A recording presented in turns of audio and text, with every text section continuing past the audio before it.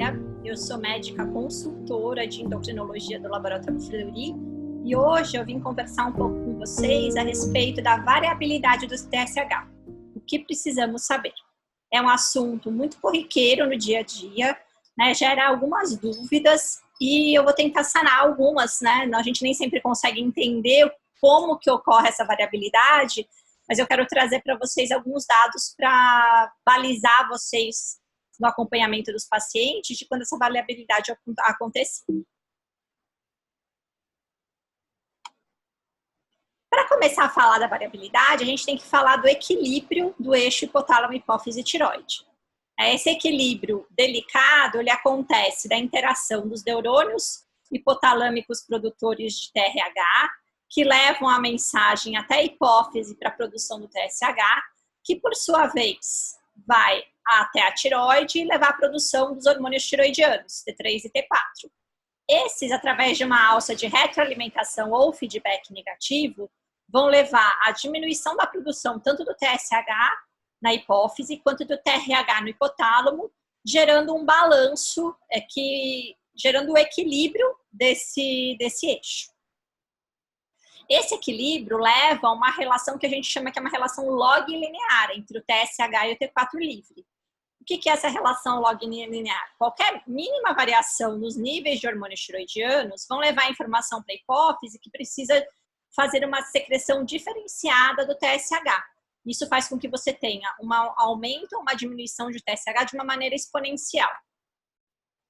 Por isso o equilíbrio é mais sensível no TSH. Então ele é o nosso melhor parâmetro para avaliar a função tiroidiana. Esse set point, que é esse ajuste entre o TSH e o hormônio tiroidiano, ele é chamado de set point e ele é muito individual. E ele tem um componente genético bastante importante. Por que alguns indivíduos têm um TSH mais próximo do limite inferior e outros têm um TSH mais próximo do limite superior? Isso tem uma determinação genética que gira em torno de 65%, né, que é a herdabilidade do set point. Mas a gente tem algumas diferenças que são fisiológicas. Pessoas idosas, mulheres e pessoas com anticorpos antiperoxidase positivos, ele tem uma relação log linear mais forte entre TSH e T4 livre. Então, essas variações elas acontecem de uma maneira um pouco mais brusca. Isso mais do que as pessoas mais jovens, homens e pessoas com níveis mais baixos de anticorpos. Além disso, um outro fator importante para a variabilidade do TSH é a idade.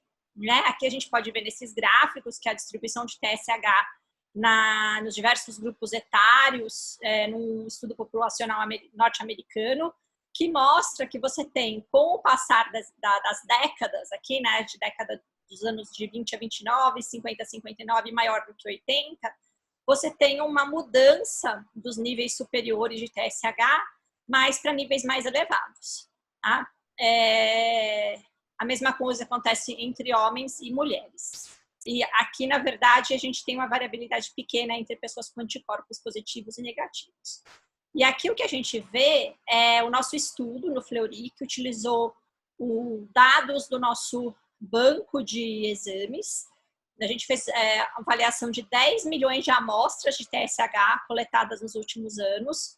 E nisso, aplicando diversos filtros, a gente selecionou um total de 306.289 amostras, e dentre elas 28.213 de indivíduos acima de 60 anos, e com isso a gente conseguiu determinar valores de referência inferiores e superiores, no quartil inferior de 2,5 e no quartil superior de 97,5, para indivíduos a partir dos 59 anos, a partir dos 60 anos. Né? Então aqui a gente vê que esse primeiro filtro são indivíduos com T4 livre dentro do valor da normalidade e que não estavam usando nenhum tipo de medicação.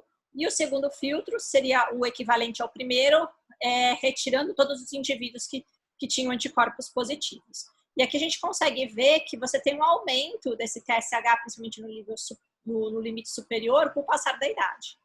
Tá? Fazendo com que, demonstrando que a gente talvez precise realmente de valores de referência diferentes para as diversas faixas etárias. A mesma coisa acontece na infância. Né? Existe um ditado que fala que os extremos de idade são muito parecidos, e na verdade aqui para o TSH eles são mesmo. né? Então, aqui no limite superior de normalidade da infância, a gente vê que conforme vai passando a idade, a gente vai tendo um aumento, uma diminuição desse TSH, né? Esse TSH é maior em crianças menores, principalmente crianças mais jovens. E a gente também tem que levar em consideração que a gente tem um ritmo circadiano de TSH. Então, o TSH padronizado, o valor de referência, é o TSH da manhã. Então, se você está coletando um TSH à tarde ou à noite, esse TSH pode ser diferente e a gente tem que levar isso em consideração. Tá certo? Mostrando aqui que os limites de referência para os picos diurnos e noturnos, eles foram bem diferentes entre eles, mas não são diferentes no decorrer do ano e não são diferentes entre homens e mulheres. E aqui, um dado muito interessante que a gente tem que levar em consideração quando estiver analisando os exames dos nossos pacientes, é um estudo de um grupo israelense que avaliou mais de 400 mil indivíduos e fez avaliando as dosagens seriadas de TSH deles no acompanhamento ambulatorial, indivíduos sem doença tiroidiana. Desses indivíduos, inicialmente, 95% tinham um TSH normal, 1,2% tinha um TSH diminuído, 3% um TSH elevado e 0,7% um TSH bem elevado, né, acima de 10. Aqui, esse gráfico mostra bem que nos indivíduos com TSH acima de 10, numa segunda dosagem, 35% deles permaneciam acima de 10, 36,5% ficava entre 5,5 e 10 e 27,7% normalizava o TSH na segunda dosagem. Se a gente pegar os indivíduos acima entre 5,5 e 10, destes, 62% normalizam numa segunda dosagem. E aqui, quando a gente pega os indivíduos com TSH suprimido, inferior a 0,35, 51% normalizam numa segunda dosagem, mostrando a importância de reavaliar o TSH numa segunda dosagem, aqueles indivíduos que vêm, eventualmente, com o exame alterado e que, do ponto de vista clínico, não faz sentido. A mesma coisa acontece para a população pediátrica. Aqui a gente tem um estudo do mesmo grupo, que avaliou 160, na verdade, o total de 121 mil crianças, né? E eles avaliaram da mesma maneira, né? TSH seriados. Dessas crianças com TSH inicialmente acima de 10, a gente vê aqui 40% praticamente tiveram a normalização de TSH numa segunda dosagem. Se a gente pegar nos valores entre 5,5 e 10, isso vai chegar a uns 70%. E nos valores inferiores, então, isso daí também chega a 70%, 80%. Mostrando que muitas vezes essa variabilidade, mesmo pequena dentro do indivíduo, ela pode acontecer. Tá? Então, não culpe o mensageiro, não culpe quem está te trazendo a mensagem do TSH. Ele pode acontecer de estar alterado e numa segunda dosagem ele vir normal. Então, por isso mesmo que todos os consensos, eles recomendam que, frente a um TSH, principalmente nos níveis entre 5,5 e 10, você repita essa dosagem uma segunda vez para confirmar. Além disso, várias coisas podem interferir nessas dosagens de TSH. Uma das coisas mais importantes no nosso dia a dia é que o TSH, no início do tratamento, tanto do hipo quanto do hipertiroidismo, ele pode levar um tempo para normalizar. Então, a gente precisa ter um pouco de paciência. E muitas vezes, do ponto de vista clínico, essa avaliação inicial, ela pode ser melhor feita com T4 livre, né?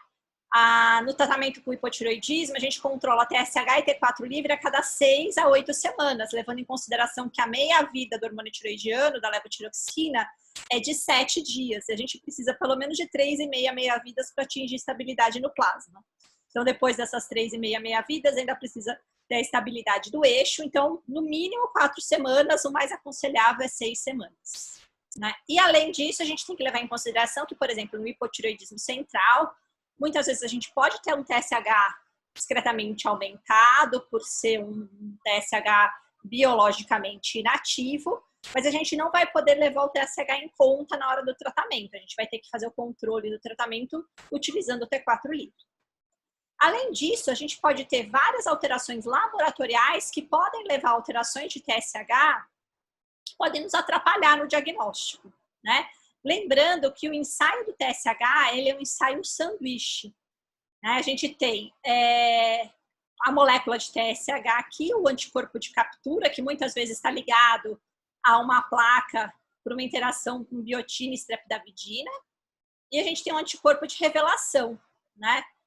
Aqui nessas situações, o que a gente pode ter? A gente pode ter interferência da biotina, né? A biotina de medicamentos, a biotina para medicamentos para unha, para cabelo, que em quantidades acima de 5 miligramas podem interferir nesse ensaio, fazendo com que você não tenha a ligação aqui, né, que é a biotina do nosso medicamento vai interagir aqui nessa streptavidina, não tem a formação do sanduíche. E com isso você tem uma leitura baixa de TSH, você vai ter um TSH falsamente baixo.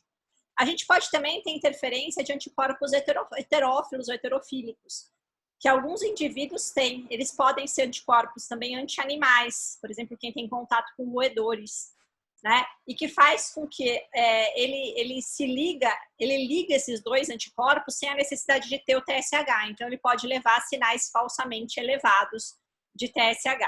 Então, frente a um resultado, uma variável, sem uma correlação clínica importante, é interessante entrar em contato com o laboratório para investigar esses diversos tipos de defeitos. Aqui a gente tem um resumo dos padrões de função tiroidiana que podem acontecer. Aqui a gente vê que você pode ter o eixo normal, né? Você tem o TSH, o T4 livre normal, ou você tem um TSH suprimido com T4 livre aumentado numa tireotoxicose, ou um TSH elevado com T4 livre e 3 livre baixos no hipotiroidismo. E aqui, nessas duas laterais, a gente tem os resultados que são pouco frequentes e que muitas vezes dão um nó na nossa cabeça. Tá?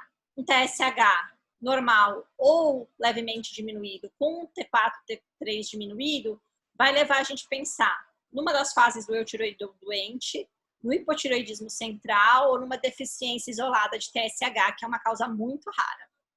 Aqui, quando todos estão aumentados, a gente pensa em interferência no ensaio. Quando a gente está começando terapia de reposição com levotiroxina e ainda não conseguiu normalizar o TSH, então você pode às vezes ter esse resultado elevado. Muitas vezes quando o paciente toma o hormônio antes de fazer a coleta, logo antes de fazer a coleta do T4 livre pode vir aumentado. Drogas como miodarona, heparina, no eutiroideu doente também. E aqui a gente vai ter dois diagnósticos diferenciais importantes, que é a resistência aos hormônios tiroidianos e o TSH. Né? Quando a gente tirar tudo da frente, os interferentes, terapia, medicamentos, a gente vai pensar em resistência ao hormônio tiroidiano e TSH. Aqui desse outro lado, quando a gente tem só o TSH aumentado com hormônios tiroidianos normais, o mais comum de acontecer é o hipotiroidismo subclínico. Mas também pode ser uma reposição inadequada de hormônio tiroidiano ou por uma má absorção de hormônio tiroidiano. A miodarona pode dar esse padrão também. Interferência nos ensaios, aqui pode ser uma interferência no ensaio de TSH, no paciente ou tiroideu doente em fase de recuperação, e na resistência ao TSH, quando o receptor do TSH não funciona direito. Quando a gente tem um TSH diminuído com hormônio tiroidiano normal, a gente vai estar pensando no hipertiroidismo subclínico, no tratamento para o hipertiroidismo, muitas vezes no começo, esse tratamento ainda a gente pode não ter a dessupressão do TSH e normalizar os hormônios tiroidianos, uso de alguns tipos de drogas como esteroides e dobutamina, e também é uma fase do eutiroideu doente. Tá? Então, essa aqui é uma colinha para a gente pensar no que a gente vai ter no nosso dia a dia com o TSH. E, como considerações finais, a gente tem que lembrar que a clínica e o exame físico são soberanos. Né? Se você tem alguma dúvida a dúvida não pode ser em relação ao seu exame físico. A dúvida tem que ser em relação ao laboratório. Você daí tem que inquirir o laboratório para o laboratório te ajudar a resolver esse questionamento. Na presença de exames discordantes, você verifica qual método usado para dosagem, para ver se alterações desse método podem explicar essa alteração. E sempre pensar o uso de medicações interferentes. Né? E nessa situação, melhor é conversar com a gente. Você liga para o laboratório, conversa com a gente e a gente tenta resolver o seu problema da melhor maneira possível. Certo? Agradeço a atenção de vocês. Aqui está o meu contato. E se tiverem qualquer dúvida, entrem em contato com a gente. Tchau.